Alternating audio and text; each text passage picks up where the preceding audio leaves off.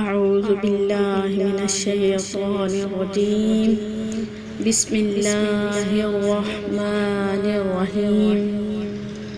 معزز حاضرین، السلام علیکم ورحمۃ اللہ وبرکاتہ۔ بارک اللہ فیہا جمیعا۔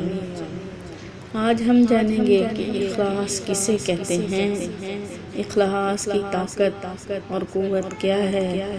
اگر انسان کے اندر اخلاص شامل ہو جائے تو وہ کن مراتب کو پہنچ سکتا ہے۔ حدیث مبارکہ میں حضور صلی اللہ علیہ وآلہ وسلم کا فرمان عالی شان ہے، انما الاعمال بالنیات۔ عمل کا دار و مدار نیتوں پر ہے۔ ہر شخص کے لیے وہی ہے جو اس نے نیت کی۔ یہ حدیث اصول اسلام میں سے ہے۔ اس کی تفسیر میں حضرت عبداللہ بن سلام کا فرمان ہے کہ انسان کو اس کی نیت کے مطابق ہی دیا جاتا ہے۔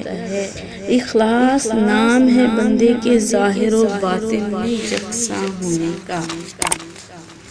حضرت ذوالنون مصری کا ارشاد ہے کہ اخلاص کی پہچان یہ ہے کہ عام لوگوں کی مدح اور ذم ایک ہو جائے، کہ کوئی تعریف کرے تو نہ بندہ تعریف سے پوچھو، اور اگر کوئی برائی کر رہا ہے تو نہ کسی کی برائی سے اس کا دل پریشان ہو۔ تو گویا اس بندے کے اندر اخلاص کی قوت پیدا ہو جاتی ہے۔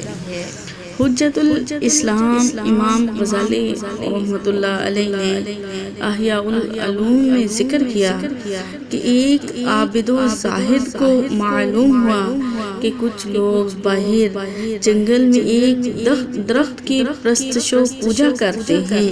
انہوں نے سوچا کہ لوگوں کے ساتھ لڑنے کے بجائے بہتر یہی ہے کہ اس درخت کو ہی کاٹ دیا جائے، نہ درخت ہوگا اور نہ ہی وہ اس کی پوجا کریں گے۔ چنانچہ اس جوشی ایمانی سے کلہاڑا لیا اور درخت کی طرف چل پڑے۔ راستے میں انہیں شیطان ملا اور کہنے لگا، تم درخت کیوں کر کاٹو گے؟ تو اگر اس کی پرستش نہیں کرنا چاہتا تو نہ کر۔ اس پر عابد اور شیطان کی لڑائی ہو گئی۔ چنانچہ عابد نے شیطان کو پکڑا اور نیچے گرا دیا۔ شیطان نے اپنا فریب چلاتے ہوئے کہا، جا تو فقیر آدمی ہے، تجھے درخت کاٹنے سے کیا ملے گا؟ مجھے چھوڑ دے اور واپس چلا جا، اور میں وعدہ کرتا ہوں کہ روزانہ جب تو صبح کے وقت بیدار ہوگا تو تیرے سرہانے کے نیچے سے 2 اشرفیاں تجھے مل جایا کریں گی۔ وہ عابد لالچ میں آ گیا اور واپس گھر چلا گیا۔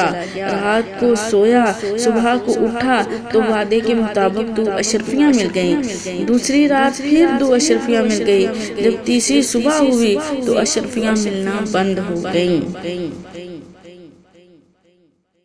تو اب اس عابد نے پھر کلہاڑا لیا اور درخت کو کاٹنے کے لیے چلا تاکہ وہ روکنے والا دوبارہ ملے اور اشرفیوں کے متعلق بات ہو سکے، اور اگر نہ ملے تو درخت کو کاٹ دیا جائے۔ چنانچہ حسب سابق شیطان پھر راستے میں مل گیا اور اس نے اس کا راستہ روکا اور درخت کاٹنے سے منع کیا۔ عابد نے کہا کہ میں پہلے تیرے کہنے پر رک گیا تھا، آج تو میں درخت کاٹے بغیر واپس گھر نہیں جاؤں گا۔ اب پھر لڑائی شروع ہو گئی تو اب شیطان نے عابد کو نیچے گرا لیا اور عابد کو اس سے جان چھڑانا مشکل ہو گیا۔ عابد اس سے کہنے لگا کہ چند روز پہلے تو میں نے تجھے گرا لیا تھا، آج تجھ میں اتنی طاقت کہاں سے آ گئی؟ تو شیطان نے کہا کہ اس روز تو مجھ پر اس لیے غالب رہا تھا کہ اس دن تو اللہ کی راہ میں اس کی رضا حاصل کرنے کے لیے درخت کاٹنے کے لیے آ رہا تھا، اور آج تو 2 اشرفیوں کے لیے آیا ہے۔ آج تیری نیت درست نہیں۔ محترم سامعین، جب نیت درست ہوتی ہے تو اللہ تبارک و تعالی کا فضل شامل حال ہوتا ہے اور اس کا کرم اپنے دامن رحمت میں سمیٹ لیتا ہے، اور جب نیت درست نہ ہو تو بندہ دین و دنیا کے خسارے میں مبتلا ہو جاتا ہے اور برکات خداوندی سے محروم ہو جاتا ہے۔ ایک اور حکایت میں بیان کیا جاتا ہے کہ نوشیروان بادشاہ ایک روز شکار کھیلنے کے لیے جنگل میں گیا۔ چلتے چلتے کافی دور نکل گیا۔ اسی دوران اسے سخت پیاس نے ستایا، مگر پانی یا پیاس بجھانے کا کوئی سامان نظر نہ آیا۔ اچانک اسے قریب ہی ایک باغ نظر آیا۔ بادشاہ جلد از جلد اس میں پہنچا اور باغ کے مالک سے پانی طلب کیا۔ باغ کے مالک نے بتایا کہ صاحب پانی تو نہیں مل سکتا، البتہ آپ کی پیاس بجھائی جا سکتی ہے۔ اس نے مہمان کو بیٹھنے کو کہا اور خود باغ میں سے انار لینے چلا گیا۔ تھوڑی دیر بعد وہ انار لے کر حاضر ہوا۔ اس نے یہ انار مہمان کو پیش کیا، جس کو کھا کر مہمان کو نہ پیاس رہی اور نہ ہی بھوک۔ وہ اتنا میٹھا اور ٹھنڈا تھا کہ